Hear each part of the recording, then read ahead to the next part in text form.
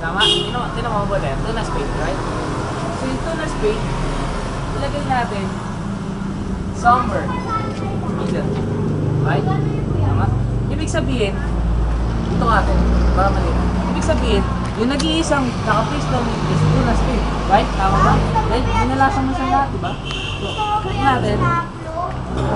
At maniniwala ka, pag pinipit mo yung card, nagkakaroon siya ng pagbabago.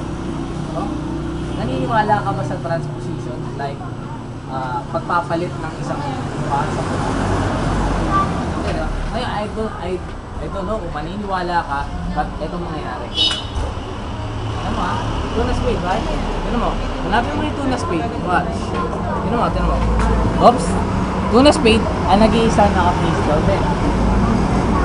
Sabi mo, di ba? Ang nag-iisa naka-face down dito.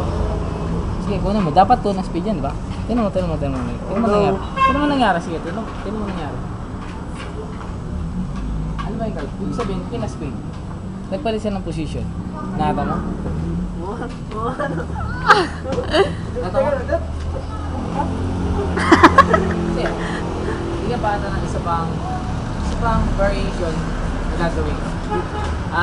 Ate, ano kayo? Yung Buena, di ba?